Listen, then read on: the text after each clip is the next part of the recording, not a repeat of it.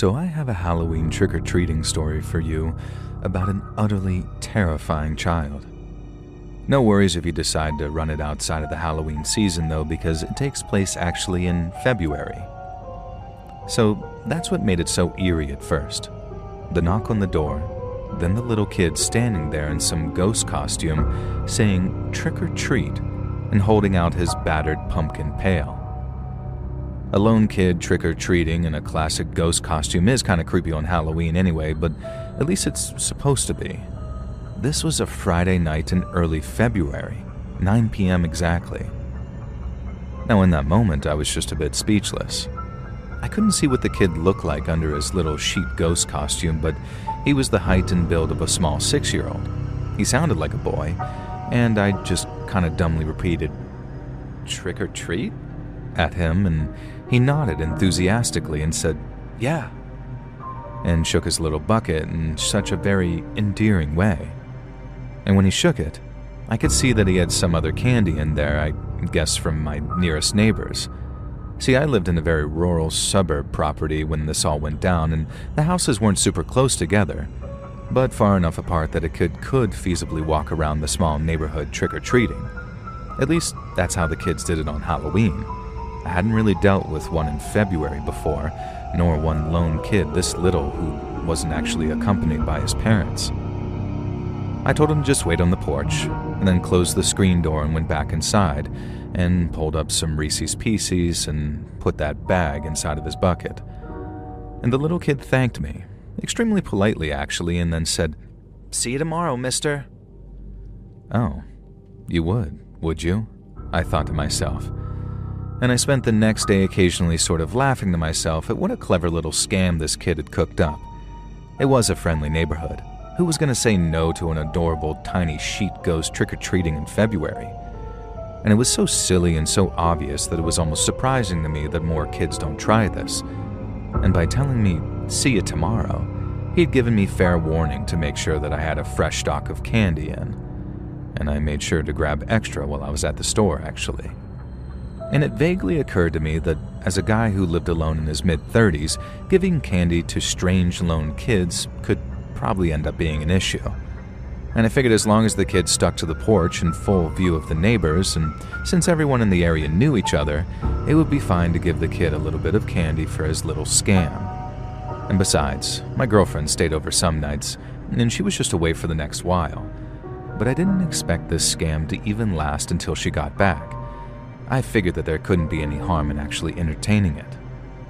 But boy was I wrong, but in ways that I couldn't ever predict. Now that night at 9 p.m. on the dot, the doorbell rang and the little sheet ghost kid stood there. "Trick or treat, mister." And then he held up that pail and shook it. He had a decent haul already, it looked like, although nowhere close to what he'd have gotten on Halloween. I laughed, nodded my approval, and then dropped some candy into his bucket, and he thanked me and left with another, "See you tomorrow, mister."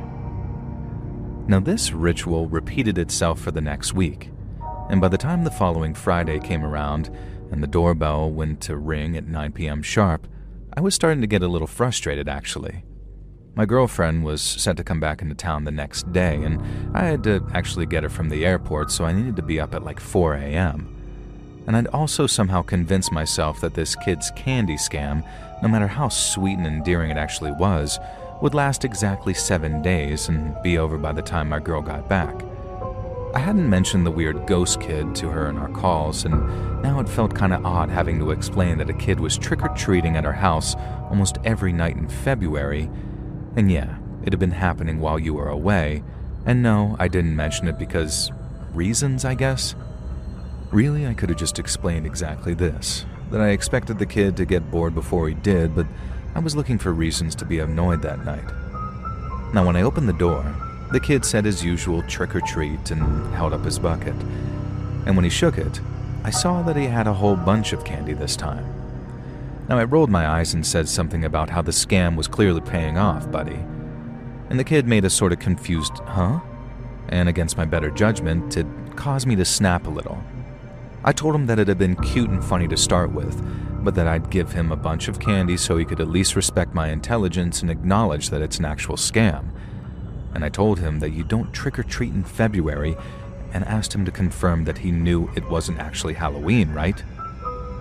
And when I asked this question, the kid then lowered his bucket, and then lowered his head, like he was sad. And through his little ghost costume, I just heard him mutter that I wasn't supposed to ask that. Now, a little bit of a chill ran down my spine as I suddenly realized that this felt like I was in some type of r/no sleep story. And goddamn, if only it had been some kind of supernatural curse story, then maybe I wouldn't be dealing with the injuries that I have to this day. Instead, the kid looked back up at me through his little ghost costume and began laughing in a way that was clearly tormenting and cruel. And then I heard a creak from the porch on my right, and another much older kid stepped around the side of the house and said, "You don't ask that 'cause I said so." And then before I could react, this tall, wiry teenager started punching me with some kind of brass knuckle made out of a chain. And the blows were agony. I immediately fell to the ground and then took a flurry of these kicks. And the whole time, that obnoxious ghost child I could hear laughing with some type of glee. I've been so blindsided by the attack that I hadn't even thought to yell or scream. And now I finally did, and the teen attacking me responded by stomping on my spine, kicking me in the ribs, and leaping off of the porch. I vaguely saw the little ghost kid climb onto the teenager's back like some type of piggyback ride, and then they run off into the darkness. And as quick as I could, I started to drag myself to my feet and called the cops.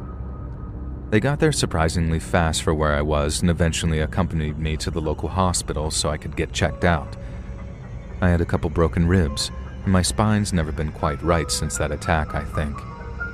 The cops said that it was the third similar report of kids doing this in the county, and when we checked with my immediate neighbors, none of them had actually been visited by the ghost kid or his violent older brother, and so it seemed like the whole thing had been targeted at my place.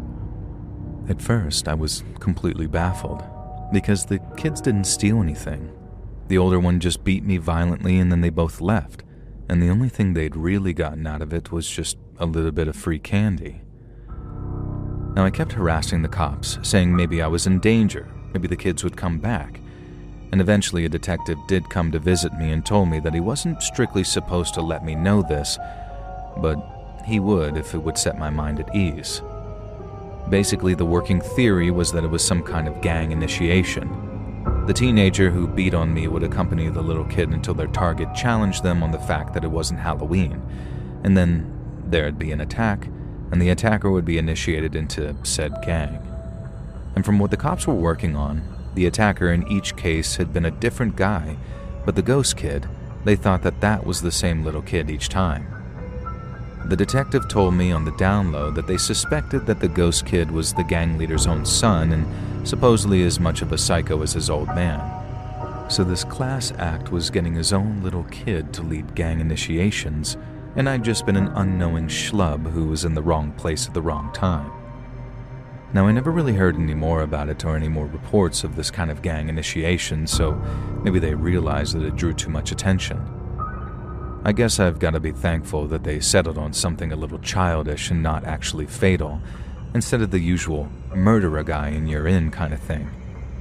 On the other hand, it kind of sucks to think about kids being initiated into these gangs in the first place, even older teenagers.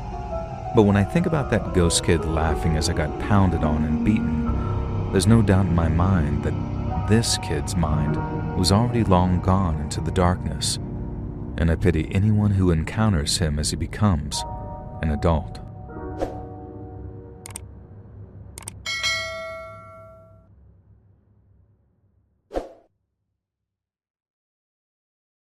So I've got a story for you about a time when I was a young kid myself, and we encountered a strange child.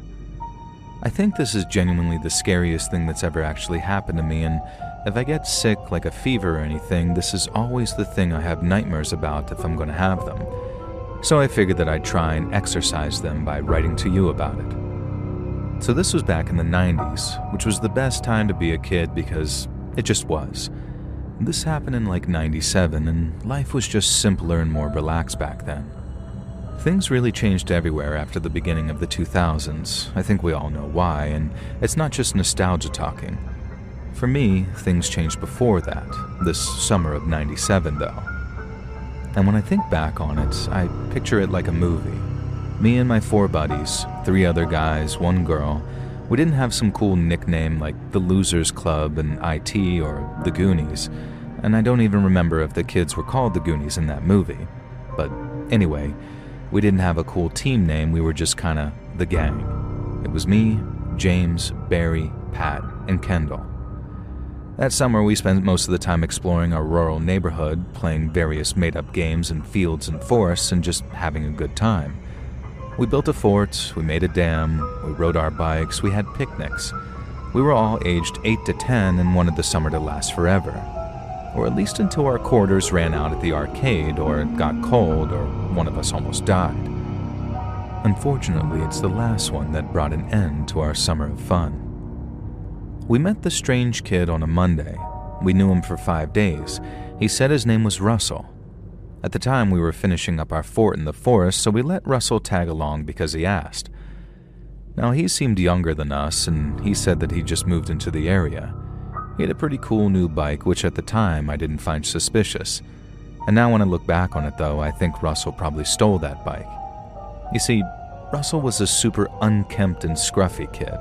Like his clothes were almost rags. I don't mean like some old Victorian kid, just typical normal 90s kid clothes. But they were super torn and dirty and hand-me-down. It made Russell look like he came from a family that my sister would have called dirt poor. Russell came to hang out with us every day that week and disappeared at dinner time like clockwork. Now when Barry and I mentioned Russell in front of my mom, she said that she thought that he must be part of the farming family who'd moved into the farm down the way. He wasn't, as it turns out, but it was a good guess. He was just some other random neighborhood kid who'd recently started hanging around. On Friday, Russell begged and pleaded with us to come with him and see something cool that he'd found. We had plans to carve our initials into the trees that day, but it could wait, so we let Russell lead us around the outskirts of some fields that we weren't really supposed to cut through. Eventually, after we crossed through a little area of trees we'd never been in and had to balance our way over a small stream, we reached the destination Russell had in mind. It was a massive sinkhole. I'd heard about the sinkhole in the area, we'd all been vaguely warned to stay away from it, but none of us actually knew where it was. Now Russell had led us right to it, and more to the point, he was sort of waxing poetic about how he lived down in the hole.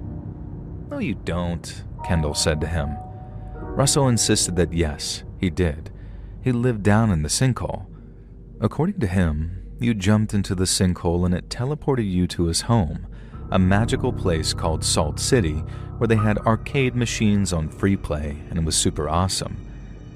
And then he said he'd show us, as long as one of us jumped down the sinkhole.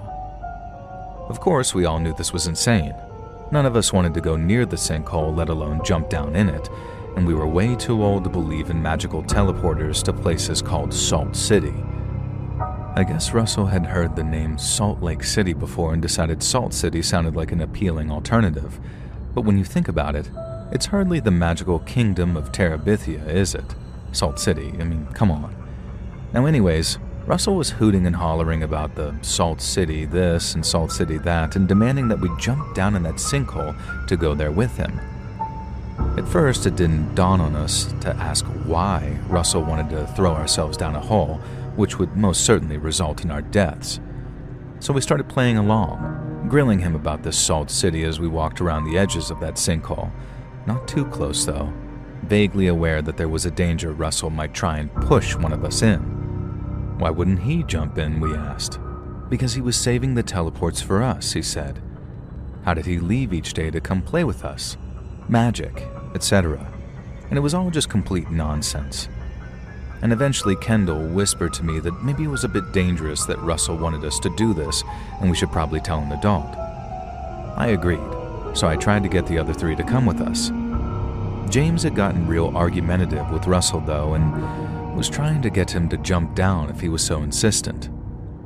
I whispered to James that if Russell actually did it, we'd be in a lot of trouble, and that's when I think James finally grasped the gravity of the situation. Russell was trying to persuade us to do something extremely dangerous to ourselves, and any kid who would do that wasn't someone we wanted to be friends with, obviously. We decided to leave Russell to his little hole, and unfortunately, Russell got really angry and belligerent about this, and tried to grab James and actually drag him back towards that sinkhole. Like suddenly this little kid went all feral, deciding I guess that he was gonna throw James down this sinkhole and be responsible for whatever came after. I have no idea. I do know that I realized James was in severe and immediate danger because despite being younger than us, Russell was stronger than he looked. He was managing to actually drag James towards the sinkhole, and none of us wanted to rush in and get too close in case the hole started to widen. And so I did the only thing that I could think to do. I grabbed the nearest thing I could off the ground, which happened to be a small log, and threw it at Russell when I had an opening. And my aim was true. The log hit Russell square in the temple and sent him reeling and staggering back. So much so, in fact, that he staggered right towards the edge of the sinkhole itself. Thankfully, James managed to grab Russell's arm and pull him forward. Russell collapsed onto the ground on the edge of the sinkhole, and we all crept over to see the damage. Russell seemed to be unconscious. His temple was bloody where the log had hit him, and a little bit of blood was also coming out of the corner of his mouth. And in that moment, we made a decision. This kid had been trying to persuade us to do something incredibly cruel, and then try to potentially murder James. We had no idea who he was or who his family was. On the other hand, we'd get in a whole mountain of trouble if we told anyone that we'd been to that sinkhole, and it was our word against Russell's about what had happened. We decided to just leave him unconscious at the sinkhole and run away. Let me tell you guys, if you're ever faced with a choice between coming clean about something or living with the guilt of hiding it, always pick the former. I spent 5 years with this secret weighing on us with no idea if we'd killed Russell or if we could have saved him or anything. 5 years of nightmares, guilt, and terror when Russell was simply not around the next day, or the next, or the next. And by then, we were all too scared to say anything. It became our secret, something we all avoided mentioning to each other unless we absolutely had to. And by the time high school rolled around, we were absolutely certain that we'd killed a kid in the summer of 1997. And it would be our secret that we took to the grave. After 2 years of high school, when most of us were in our junior year, the freshman class started and Russell was among them.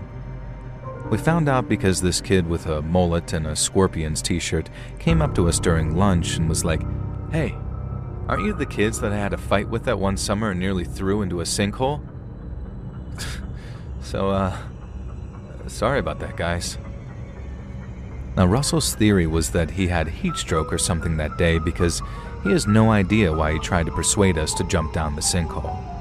He just genuinely enjoyed hanging with us that week, and that day he just says that he had this strong, severe compulsion to lead us to the hole and tell us that nonsensical story.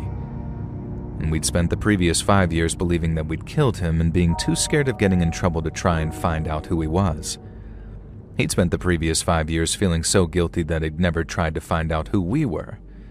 And we all just kind of laughed about it in the end and even hung out with Russell a bunch after that, although not often because he had his own group of friends and we were different ages. It was such a strange relief. I don't recommend keeping a dark secret like that to anyone, and like I said, if I have fever dream nightmares, this is what I dream about. How much worse things could have been for all of us if any of the events had played out differently. How stupid of us it was to just leave Russell there. But also, I think most of all, I get haunted by the story Russell told us. How, that day, maybe because of heat stroke, he just had this strong, pressing compulsion to tell us all to jump in that hole. It makes me wonder whether if we'd walked closer to that edge, we would have felt the pull of the abyss too. A man of many names and shifting identities, The figure, later called the Chameleon Killer, drifted across states and decades, quietly weaving himself into the lives of unsuspecting families. Each move left faint traces, odd disappearances, unanswered questions, and a puzzle that investigators would struggle to connect for years. Who he really was remained a mystery long after he was gone. Listen to the rest of the story over on my true crime channel, Saturn Soul, link down below.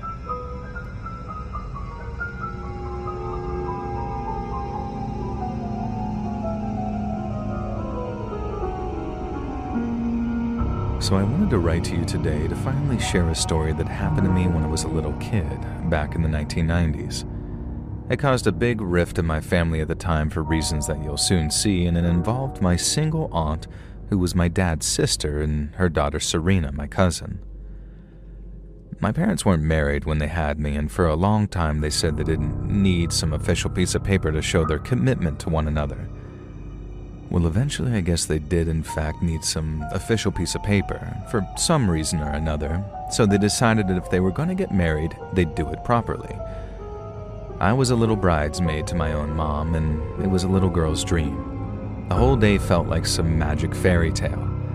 The only part of the memory that I have that feels more like a nightmare is remembering my cousin Serena lurking on the outskirts of the wedding, dressed in black and sort of scowling at me. I remember her whispering to me that it physically hurt her to be inside the church for the service, and then later at the reception, telling me that she was never going to get married, and people who got married were lame, and she'd never commit to one person except for her one true lord, Satan. Serena was a 15-year-old emo teen. I was a 6-year-old princess wannabe, and so I believed every word my older and therefore obviously smarter cousin told me. Also, Mom and Dad had told me that I had to become friends with Serena because I was going to be staying with her and Auntie June while they went on their honeymoon, so it was like Serena would be my sister for a while. Serena had been there when they said this, and she acted very excited and happy about it, and didn't mention Satan or how being in church hurt her soul, or any of the insanity that was to follow. Her dressing in black was a bit of an eccentricity, my dad said, a word that I didn't know at the time, but I kind of liked. And he said that Auntie June had been like that when she was a kid too, and now Auntie June was the nicest, sweetest person we knew, wasn't she? I agreed. Auntie June was lovely and nice and sweet, and I remembered Serena being nice and sweet too, and she hadn't worn black or even scowled the other times that I'd met her. And this was a recent thing. At the wedding, I asked her if it had always burned her soul to go inside a church, like she was claiming, and she said yes. But I knew that she had been at my baptism when I was a baby, and I never heard about her getting burned then. She told me that the only reason she didn't catch fire at the wedding is because she'd performed sacred rites to protect her soul from God. I didn't really understand any of this at the time, but I knew that I'd been taught that God was good and loving, so I was very confused why Serena would be scared of him. I think even at 6, I knew she was lying to some degree and maybe just sort of play acting. I definitely didn't take it seriously or think it was scary, or even think much of it at all, though. I thought she was cool, and I was excited to spend the next nearly 3 weeks with her and Auntie June in their house on Millbrook Road, where Auntie June and Serena promised me they'd made me an exciting bedroom that would be mine for the whole time that I was there. I'd previously been told that I was going to share with Serena, so I was a little bit disappointed that I'd have my own room instead, but when I mentioned this to Mom and Dad, Mom just said that Auntie June had told them it would be for the best if I had the guest room. The first couple of days with my aunt and cousin were just normal, fun days. I either spent time being fussed over by Auntie June or Serena when Auntie June had to go out to work. It was summer vacation, but not for Auntie June, obviously. And June sometimes worked in the evenings, and then Serena would have to babysit me, sorta. June said that she'd try to switch to as many day shifts as possible, but there would be some nights when she wasn't there. It was on the 3rd day staying there that I had my first overnight with Serena, and that's when she dimmed the living room lights and told me to scooch in close and listen real good, because she had to tell me something important. I listened, excited to hear what she was going to say, and she told me their house was haunted. Now, I assumed this was some kind of game because Mom and Dad had told me many times that ghosts weren't real, so I played along and acted shocked. Serena didn't seem to think that I was taking it very seriously, though, so she tried to stress how scary and dangerous it was. When I kept giggling and talking about ghosts that I'd seen in cartoons, she switched it up, telling me that ghosts were working for demons, and of course demons came from hell, so I had to take these seriously, otherwise Satan would claim my soul. I reminded her that she told me that she'd pledged her soul to Satan at the wedding, and she called me a smartass. And then she got all very serious and told me that I had to really believe her now. She said that she'd pledged her soul to Satan in order to save me, because someone, she didn't know who, was planning to sacrifice me to the demons. And eventually this started to upset me a little bit, and I guess Serena got the reaction she wanted, because the more upset I got, the more she continued. I don't remember the exact details, but she started telling me some very dark horror movie things, how the demons were going to take me down to hell and slowly peel my skin off, eat my soul, and it would be because someone had sold my soul to Satan. Serena said that she pledged her own soul to Satan to protect me, and that's why she avoided churches and why she dressed in black. And then she showed me a pentagram that she'd drawn on her arm in Sharpie and told me it was the Dark Lord's mark. It was all very silly, but you know when you're a little kid and an older kid is trying to upset you, so it does, even though you don't really believe them or care. I think that's what happened, at first anyway. And then Serena said it was really important that we work out who had sold my soul to Satan, because the only way we could have both of our souls would be to break their pact. That night, Serena let me stay up too late, so I was overly tired anyway. I remember I had nightmares and kept waking up afraid of bumps in the night and ghosts in the house. I was a really rational, grounded child, but even I was starting to wonder if there was something to Serena's story. After all, why would she be lying about this? Over the next few days, I spent a lot of time with Auntie June. Serena wasn't around much, and when she was, her and Auntie June kept having arguments that escalated into screaming. And whenever these would begin, June would send me into the other room to watch TV or ask me to do some chore in the garden, but I heard enough to hear Serena accusing June of being wicked, evil, and controlling. And the next time Serena babysat for me during one of June's night shifts, she told me that her mother was an evil woman who mistreated her, and that she thought that it was her who'd sold my soul to Satan. Now, I found this very hard to believe because June was lovely and very kind to me, and she could be pretty scary when she was arguing with Serena. That was true. I told Serena my skepticism, while also trying not to offend her, and she looked upset and said that she understood because Satan's minions are very convincing. It still confused me that Serena had claimed to be Satan's minion at the wedding, but I guess I was too young to maybe start triple-guessing theories about who was behind what demonic pact, especially when I didn't really believe in any of it other than that people were mad at each other and wanted me to be scared about something.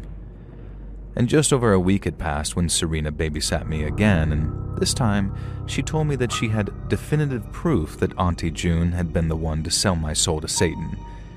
In the last few days, I'd spent a lot of time with June out of the house, and she'd even taken me to the store the day before and bought me a new toy, so I was pretty convinced that she hadn't sold my soul to Satan. I also hadn't seen any evidence of the ghosts or demons that apparently infested the house, according to Serena. But again, she explained that this was because she'd signed her own pact with Satan to protect us. I had overheard June and Serena arguing about me, though. Serena had accused her of giving me a lot of attention and trying to get her claws into me, which did sound scary, admittedly. It was very hard to know who to believe when, in my eyes, they were both adults. Obviously, now I know that I should have just told June what was going on right away, but hey, I was a kid. And so that night, Serena took us into Auntie June's bedroom, which is where we weren't supposed to go. It was always locked, but Serena knew a way to pick the lock using magic, she said. Although when she told me to look away so my soul wouldn't be corrupted, I saw her slip a key out of her pocket. Inside, she showed me the evidence. June had horror novels on her bookshelf, and on a board in her room there was an old Polaroid photo of Auntie June dressed as a witch, standing next to a devil who looked suspiciously like my dad in a Halloween costume. Serena insisted this was real, photographic evidence of her mother at an old coven meeting where she'd committed herself to Satan, though. And I was less impressed by the horror novels. Some of the covers were genuinely very scary to me, and I didn't understand how someone like Auntie June would want or allow things like that in the house. I'm really not quite sure why this was the deciding piece of evidence for me that began to sway me, but it was. I've been so rational and sensible up till then, but seeing all that terrifying imagery sitting on June's bookshelf, somehow Serena was able to persuade me that it did in fact prove there was a evil side to Auntie June. I still didn't believe any of the Satan nonsense, or about the pacts, or selling my soul, or anything like that. I think Serena knew that, though, because she changed the angle of her story a bit, and now it was more about stopping Auntie June from doing bad things to us in general, and that she was secretly a wicked, abusive woman, and that we had to help her purify her soul. We left the bedroom, and Serena locked it up behind her, again making me look away to save my soul while she did the magic. And then she took me into my bedroom. We never went into Serena's bedroom either. She said that it was because that's where the ghosts congregated, and it would scare me to see all the things that she had to surround herself with due to her selfless pact with Satan. Serena told me to sit on the bed and wait while she went to her room and got something. And while she was gone, I heard some bangs and crashes in the hallway that I think were supposed to sound like ghosts, but were clearly just Serena. And then eventually she returned and had a small baggie with 3 berries in it. She held them up and looked me very seriously in the face and told me that these were holy berries, blessed by God, and that we needed to make sure Auntie June ingested them. But because I always did the cooking with her lately, I had to slip them into her food somehow. Serena made me promise that I would. She'd made me swear on my life and the lives of my mother and father. I kept my toes crossed and swore. And now, like I said, I wasn't a stupid kid. I knew that whatever Serena was asking me to do here wasn't a great idea. I also knew that berries could be dangerous. The part that I couldn't really get my head around is why Serena would want me, her cousin, who she was supposed to love, to harm her mother, who she was supposed to love. It didn't really compute to me that they could be really dangerous, and that's why I didn't take things as seriously as I should have. Also, I was like 6, remember? I wish I could say, in Serena's defense here, that I really can't be sure that she intended for me to go ahead with it. I want to remember there being some hesitance, that she was unsure, or maybe told me to just do it if I was able to, etc. But I can't. She was very strongly adamant that I do it. Like I said, she made me swear. She told me specifically to put them into the fruit salad that Auntie June made, which only she ate because there would be blueberries in there. But she also told me that if anything happened, she wouldn't tell me what, she just said that I'd know, then I had to say that it was me who gave Auntie June the berries, otherwise it would undo the breaking of the pact. So Serena had very clearly set me up to get in trouble, and then coached me into taking the blame. The problem was simply that I didn't know how serious it all was. What I did was wait until late that night, when everyone had gone to bed, and then I went to use the bathroom and took the baggie with me. And my plan was to simply flush them away and then tell Serena that I'd done what she asked, and nobody would be any the wiser. And I even thought that I was really smart because I thought ahead, and knew that if I just dropped the berries down the toilet, they might not flush away.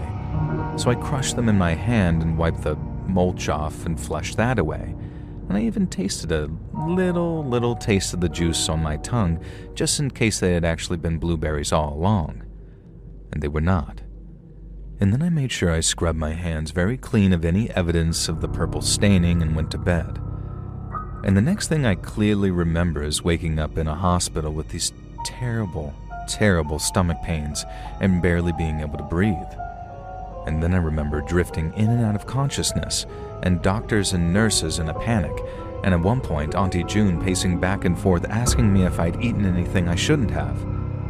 And at this point, I was just about coherent enough to tell her the story about Serena and the berries, even though I felt awful telling on my cousin. I told her I hadn't eaten them though, and just crushed it and licked it a little bit, so I didn't think that's why I was so sick. Again, Memories continue to be vague here, but I remember Auntie June and Serena screaming at each other in the hospital, and then another voice yelling at both of them. I remember having to drink some disgusting black liquid and everyone acting a little relieved, even though I didn't feel like I was getting any better at all. I spent a couple of days very sad and scared and struggling in that hospital until my parents came back early from their honeymoon, and I'd never been more relieved to see them. So yeah, my cousin Serena tried to get me to poison my aunt with deadly nightshade, and because I was too sensible and serious a kid to let her convince me to do it, but too naive to believe that it could be anything too dangerous, I ended up giving myself some very minor deadly nightshade poisoning. It could have been a hell of a lot worse.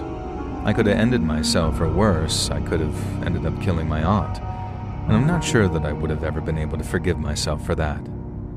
No matter how much people tell me that it wouldn't have been my fault, I'm not sure that I would have been able to accept that as true. One thing that was true, though, was that Serena had tried to convince me to poison her mother, and her actions had led me to getting mildly poisoned instead. So, of course, everyone wanted to know why and what the hell had happened. I didn't really follow or understand what was going on at the time, being so young. I just recovered in the hospital and was told that I wouldn't be seeing Serena or Auntie June again. Later this changed, but that's what Dad told me, pretty angry at the time, and I think a part of me had become scared of Auntie June after all the things Serena had told me in the horror novels on her bookshelf, because I just remember being glad that I wouldn't have to deal with any of that again while I was focused on just getting better. And here's how everything eventually played out, though. It turned out that Auntie June had been severely struggling with Serena for about a year. Out of the blue, she'd gone from a well-behaved and kind girl into a monster. June was barely coping with her, but didn't want to admit it to anyone in case they judged her. She knew that Serena had always genuinely cared about her little cousin, so she thought that me going to stay there during my parents' honeymoon might heal the rift between them, and instead, it made things worse. My dad was extremely angry at his sister for withholding how serious Serena's behavior had become. Apparently, Serena had used physical violence against June shortly before my stay, and all Dad could focus on was the fact that I'd been endangered. It didn't take long to realize he was being harsh on Auntie June. Serena wasn't just a troubled teen, it turned out. She was eventually diagnosed with a handful of serious mental illnesses and underwent prolonged psychiatric inpatient treatment.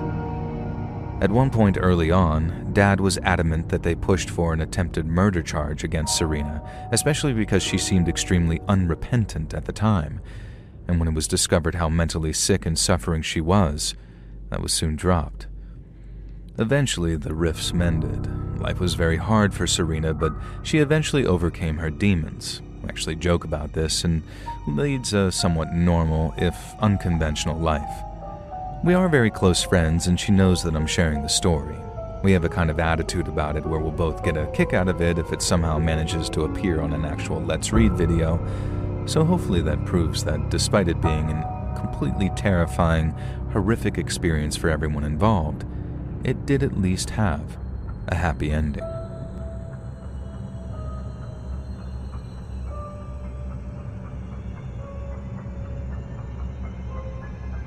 A lot of people have stories about that one kid from their school days who was just the freaking worst. My story goes places. The kid in question wasn't who was scary. He wanted to be scary. He wanted to be really intimidating, and he wanted the rest of us to be scared of him. He was new to school and a proper short-arse little guy, alone on a new place in the middle of year 7, so I can see why he decided to front, and he was such an oddball. So this kid was new at our school, and he had an attitude that stank, and he decided he wasn't going to fit in. He wasn't going to try and be anybody's friend. Instead, he wanted us to fear him, so he picked someone to emulate that he thought we'd find badass and scary. Unfortunately, that person was Fred Durst. Now let me set the scene. I was just an average year 7 girl doing average things, watching all of this play out. Durst was this short, puny little year 7 who was short for even our 11/12-year-old ages. He had a baby face and blonde hair, and he'd storm around the school doing the nookie walk from the Limp Bizkit video, literally acting like Fred Durst, just scowling at people and saying the F word if you got too close. The teachers said that he had behavioral issues, but as you can probably guess, as little kids, we found Durst hilarious. And yes, he did insist that everyone call him Durst. Limp Bizkit is kind of hard to explain to anyone who wasn't a kid during that era. They were a really weird band in that they were pretty universally regarded as terrible. All their early albums received mid to terrible reviews, and they were voted Worst Band of 2000 by some magazine, I remember. Even among the metalheads, the new metalheads, the Korn and Slipknot fans, Limp Bizkit was not particularly considered cool or good. This also took place in 2004, so their fourth album had just come out, the one with Behind Blue Eyes on it. But Durst only had their second album, Significant Other, and then later Chocolate Starfish and the Hot Dog Flavored Water, which is a key plot point in the story. Now basically, if you weren't a tween in 2004, let me try and explain. The kid was obsessed with a rebel band and tried to use them as a source of fear and coolness, 3 years after they'd stopped being particularly musically relevant. And many of us believe this would last forever and that they'd never have a revival. Well, Fred Durst and buddies have proven us all wrong in 2024 and 25 with a Limp Bizkit renaissance. Does our friend Durst get a similar revival? Well, you'll find out. So this little kid would strut through the corridors of our secondary school, snarling and scowling at people, wearing a red baseball cap that no teacher could get him to take off for love nor money. He prided himself on singing along to Limp Bizkit's second album, Significant Other, which he played through a battery-powered portable CD player with terrible, tiny coax speakers attached in the headphone port. And no matter how many times the teachers tried to confiscate Durst's CD player or ban him from listening to Limp Bizkit, he somehow managed to steal it back within a day and would have returned to blasting Significant Other through the corridors, hallways, and classrooms of our secondary school. I think the teachers would have taken him more seriously if the rest of us hadn't constantly mocked and made fun of him. And eventually Durst didn't care that we weren't afraid of him. He went from trying to be hard to trying to be the class clown. Any attention was good attention to him, and we would constantly goad him and bait him into making himself look like an idiot, and for his part, he was getting easy and free attention like he wanted. I know for a fact that Durst wasn't some mentally ill kid or anything. He didn't come from a troubled home, and he was just a little asshole back then. I don't know if it's still the case in British secondary schools these days, but back in my day when I was in school, doing music class was compulsory for the first couple of years of secondary school.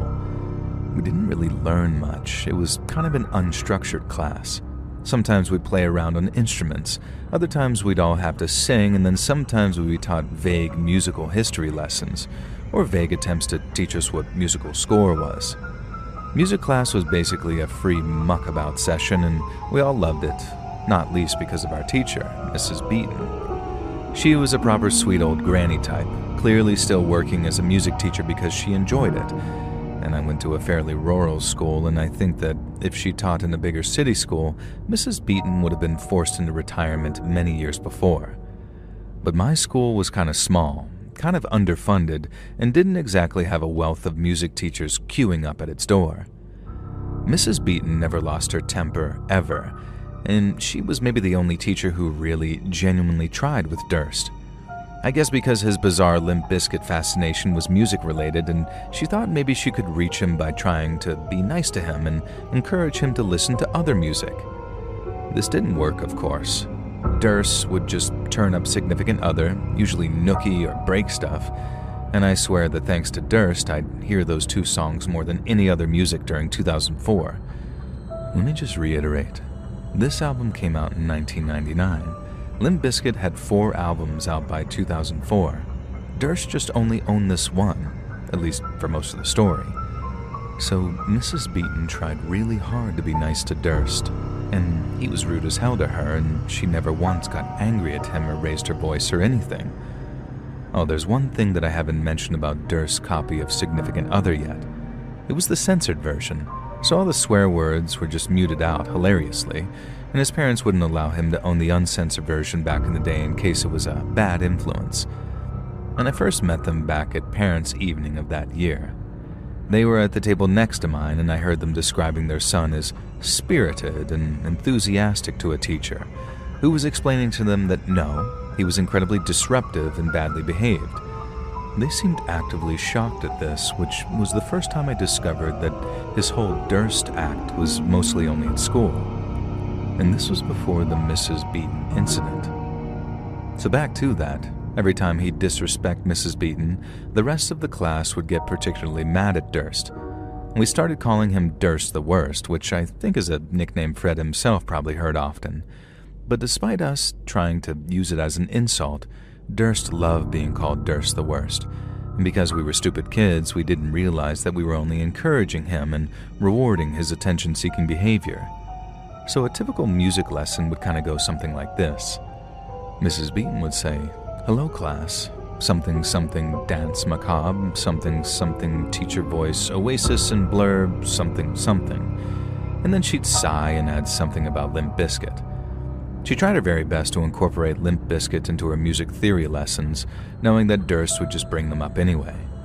Then Durst would hear Limp Bizkit and take it as a sign to yell, "I did it all for the nookie. Come on, the nookie."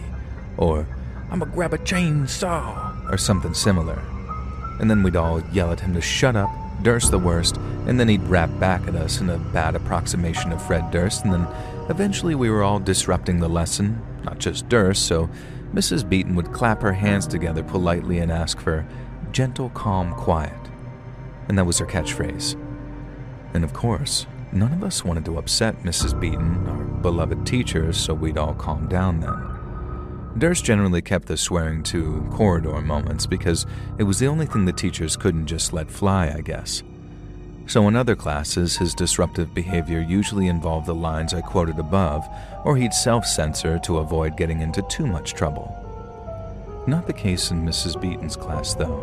He knew lovely old Mrs. Beaton would never actually punish him, so he used this opportunity to say the full range of F-bombs and B-words that you would hear in their music, and you could see that it genuinely bothered Mrs. Beaton every time he did so. Like whenever he said the F-word, she'd twitch a little and tell him it was harmful to use language like that. As some example of how powerfully sweet Mrs. Beaton was, Durst even listened occasionally, and he would usually stop swearing once he saw that he offended her too much. The main event happened on the day we came back from half-term break. It was the final half-term of Year 7, which means Durst had been at the school for around 6 months.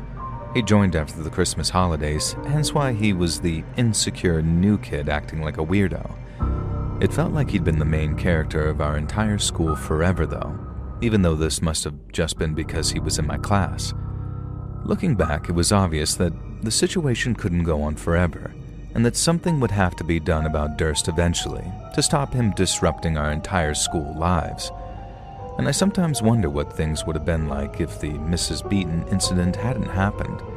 Maybe Durst would have moved on to Lincoln Park or called himself Shinoda and become a very different person. And that day back after the summer half-term, though, he was still Durst, but there was something different about him. We all recognized it right away because he'd been spinning significant other every single day for 6 months. But I particularly recognized it because my older sister had other Limp Bizkit albums, so I'd heard it before when it came out in 2001 or whenever it was. And the thing I'm talking about is Limp Bizkit's third album, Chocolate Starfish and the Hot Dog Flavored Water. Durst had the CD. He was listening to it, jamming to Rollin', air raid vehicle, in fact, a smug and excited look on his face as if it was a brand new album and this was his first time hearing it. Turns out that it actually was the case. He'd literally been gifted it for the first time on the way to school that day. In amongst his usual snarls and spinning his red cap on his finger, Durst would point to his CD player during form room and say things like, "New album," and "Good, huh?" to anyone who came close. Of course, we all psyched him up, asking him about it and asking him which his favorite tracks were and things. And it was clear he loved Rollin' and Take a Look Around, which to be fair was a banger because those were the 2 songs he kept playing over and over and singing along to the latter in particular. When he was listening to Rollin' for the 5th time, though, I noticed something. Not only did Durst have a second Limp Bizkit album now, it was also the uncensored version. Yup, Fred let loose with a full barrage of cuss words on this album, and for anyone who knows the Chocolate Starfish album, you can probably understand why this is significant and where it's going. If you don't, well, then stay tuned. Because music was our last lesson of the day, and for most of the day we saw Durst strutting through corridors or in some of our classes, rapping along to Rollin', snarling at Year 11s, and doing some kind of new dance to this day that I don't think Fred Durst ever did.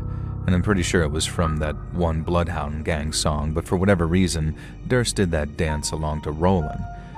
I'd been listening curiously all day, wondering if Durst would dare to play the title track of the album in front of the teachers. I remember my sister playing it to me when I was in primary school and telling me that I had to promise not to tell Mom and Dad that she'd let me hear it. And we both found it hilariously, stupidly funny sitting in her room listening to Fred Durst screaming those lyrics, which if you don't know them, well, again, stay tuned. And Kid Durst did not play Hot Dog in front of the teachers or at all. He just listened to the middle few tracks of the album over and over again, creating his usual mini tornado of musical chaos as he Durst walked through the halls. As usual, everyone laughed at the weird little Limp Bizkit kid doing his weird little Limp Bizkit routine. And as usual, Durst thought that he was intimidating as all frick and the coolest kid on campus. And when we all showed up for music class, things were suspiciously quiet and calm. And that's because Durst was late to class. Mrs. Beaton took the register and asked if Durst was out today. One of us said no, he was in school, but she just shrugged and began the lesson, which today was going to involve listening to some classical music and talking about Tchaikovsky. I don't remember if that really is what it was, but something like that probably. And Mrs. Beaton gave me some preamble and then sat down at her desk and put her hand on the CD player. It was like Durst timed his arrival for that moment. In my memory, looking back, I would swear that I could hear the faint sounds of the intro track, Who's in the House? Limp Bizkit is in the house, drifting in from the corridor as Durst made his way to class. And then as track 1 became track 2, he slammed the door open, stepped in, and slammed it shut behind him. Then with a bow and a flourish, Durst interrupted our music class with a memorized, word-perfect sing-along to Limp Bizkit's titular track, Hot Dog. I won't quote the whole song, obviously. I can't quote the whole song on YouTube. But I remember once hearing that Hot Dog held the world record for the most number of F-bombs used in a song, at least for a while. It is also a direct parody of the Nine Inch Nails song Closer, and quotes that song, as well as Perfect Drug and other Nine Inch Nail classics in the chorus. But here are some highlights of the 2-minute 10-second performance we got from Durst in music class that day, and from the sweet, beloved OAP music teacher, Mrs. Beaton. Get the F up. It's an effed up world and an effed up place. Everybody's judged by their effed up face. And then about 10 similar lines and something about DJ Lethal. Ain't it a shame that you can't say the F and the F word, blah, blah, blah, blah, blah, blah, blah, blah, blah. Obviously, I don't remember the song from memory. I had to look up the lyrics, but it's burned into my mind watching Durst caper and leap about the class, his crappy speakers hanging around his neck, doing a dance that wasn't even from Limp Bizkit. It's burned into my mind how we all cheered him on and got raucous every time he said the F word, which is a lot in this song. And it's burned into my mind how none of us dared to even look at Mrs. Beaton the entire time, because surely even she would be furious at Durst for this insanity. And Durst finished with a flourish of, "Just know that nothing you do can bring you closer to me." And the class fell silent, and that's when we all knew, Durst included, that this had gone too far this time, that the whole class should probably be ashamed. I turned to look at Mrs. Beaton to see what the teacher's reaction to Durst's disruption and constant use of the F-bomb was. She was sitting at her desk, staring ahead, breathing heavily. Durst just sort of stood there, looking defeated and pathetic. It was the most normal human behavior I'd ever seen from him. He even took his cap off and muttered, "Sorry, miss," and went to sit down. Mrs. Beaton was still staring ahead, breathing heavily. She didn't even look at Durst as he went and sat down, and looking a bit sheepish. And that's when I realized that she wasn't looking at any of us. She was staring off into space, like the top left corner of the classroom, so staring at nothing basically. One of the other students quietly said, "Miss?" to try and get Mrs. Beaton to react. She slowly stood up, and as she did, so I could tell even then something was deeply wrong, she swayed on her feet, her breathing still heavily, and we still thought that it was just anger and outrage at Durst. Mrs. Beaton took a few unsteady steps out from behind her desk and into the center of the classroom. The desks had been arranged in a sort of U shape around the teacher's desk, so there was a central space where we'd congregate if we played the instruments. Right now it was empty, and this is where Mrs. Beaton walked. The whole time she was staring into space. Then she reached up with her right hand and gripped her chest, suddenly and viscerally. Then she sort of shook a few times on the spot, let out a strangled cry, and dropped to the ground, a dead weight. Literally, I'd discover later. Mrs. Beaton had suffered a massive, devastating heart attack and a brain aneurysm. And to those of us who saw it happen, we'd swear it occurred as a result of sudden trauma. It felt like Durst had shocked dear, sweet Miss Burton into having a heart attack with his performance of that song. Of course, we didn't know it was a heart attack at the time, or even that she was dead. First, there was panic and some kids running to get another teacher, and breathless explanations of how Durst had burst into class and performed a song, resulting in Mrs. Beaton dropping to the ground. And then there was more chaos and paramedics and teachers crying and guiding students out of the classroom carefully. And then finally, all of us kids were saying one thing to each other under our breaths: Durst killed Mrs. Beaton. The next few weeks must have been awfully difficult and complicated for the other teachers. Mrs. Beaton was beloved among staff as well, of course, and it's really hard to argue that Durst didn't kill Mrs. Beaton, even though he obviously didn't mean to or even mean to harm her. But adult teachers can't go accusing a 12-year-old boy of killing their 76-year-old colleague because she had a heart attack in response to his bad behavior. They still had to treat that bad behavior in the same way they would have normally treated it. Unfortunately for them, they all knew they'd been complacent with Durst, and if they suddenly acted differently, it would imply that they believed that he was at fault. Now, I have a bit of insight here, so I know that his parents had had plenty of meetings with the school, and the teachers panicked and worrying about the psychological effect that it would have on their son if he fully blamed himself for Mrs. Beaton dying. On the other hand, they understood that he couldn't be allowed to believe that he held no responsibility either, because his bad behavior had led to something terrible happening. So basically the teachers and his parents decided that he should be punished, but not too much. Simply moving schools wasn't an option at first, and they also decided that it could make Durst internalize too much guilt. So basically it meant that Durst got a handful of detentions and our music teacher was dead. In the eyes of his angry classmates, who all knew we bore a bit of guilt too, this meant that Durst had gotten away with murder, literally. We only had a few weeks left for summer term, and I think most of us were too shell-shocked at seeing Mrs. Beaton die to literal cringe to actually act on it then. We all received counseling, although surprisingly little concerning that we'd seen a woman die in front of our eyes.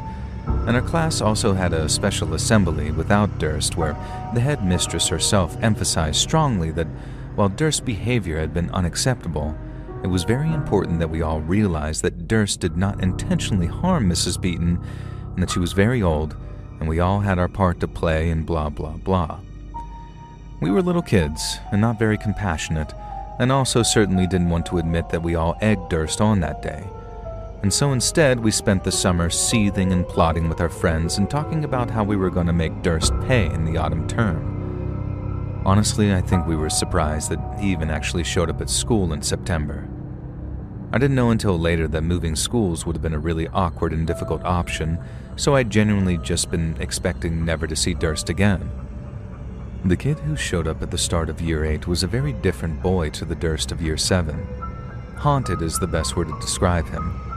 Clearly, if there was one person who blamed Durst for Mrs. Beaton's death, it was Durst himself. On the first day of class, he walked up to our form room teacher and handed over a note, and then quietly sat in his seat. The teacher read the note and addressed the class to ask if we would call Durst by his real name, Ben, going forward, and then moved on with taking register. Durst, or Ben, just kept to himself after that, and he barely spoke to anyone, And when he did, it was because he had to. He most certainly did not listen to Limp Bizkit or any music in the corridors, and he did not attend music class, and now that I think about it, it's kind of ghoulish that the rest of our class still had the lesson in the same classroom we'd seen Mrs. Beaton die in, but hey ho, here we go. The new teacher was young and inexperienced, and some of the boys in the class would make half-hearted jokes about how the role was cursed because of Mrs. Beaton, but nobody really got mad at them for it because we all knew that the respect that we had for her was good. And we were all still mad at Durst, though, and refused to call him Ben despite what we'd been asked. We called him Durst or Killer and made absolutely no secret of the fact that we blamed him for murdering Mrs. Beaton. One of our favorite ways of tormenting him was to sing the ABBA song, When I Kissed the Teacher, but change the lyrics to Killed, which was deeply cruel in retrospect, and I'm pretty sure some of the boys got in some more trouble for bullying Durst than Durst ever got into the year before any of his behavior, and while I think the teachers should have been tougher with Durst in the first place, I do think it's right that they crack down on his bullying now. Durst, or Ben, had very obviously not intended to do anything more than scandalize Mrs. Beaton. Certainly not kill her, and even then as a kid I could tell that he was deeply haunted and guilty about it. It was like Mrs. Beaton's ghost lurked around him. In fact, some kids started saying that. There was a rumor that if you looked at Durst at just the right angle, you could see Mrs. Beaton's apparition in his shadow or in his reflection. We'd share this rumor just loud enough for Durst himself to hear, and more than once I caught him staring at his reflection or his shadow in a very nervous way. And throughout year 8, it eventually just became set in stone fact that A, Durst had killed Mrs. Beaton, and B, Mrs. Beaton's ghost was now haunting Durst. The bullying continued, and no matter how severely the teachers tried to punish us, we would not stop calling Durst a killer and telling him he was haunted. Hey friends, thanks for listening. Click that notification bell to be alerted of all future narrations. I release new videos every Monday and Thursday at 9 p.m. Eastern Time, and there are super fun live streams on Sundays and Wednesday nights. If you got a story, be sure to submit them over at my email, letsreadsubmissions@gmail.com, and maybe even hear your story featured on the next video. And if you want to support me even more, grab early access to all future narrations and bonus content over on Patreon, or click that big join button to hear about the extra perks for members of the channel. And check out the Let's Read podcast, where you can hear all of these stories and big compilations located anywhere you listen to podcasts. I also have a true crime channel called Saturn Soul. All links are down in the description below. Thanks so much, friends. And remember, I think I've had just about a goddamn enough.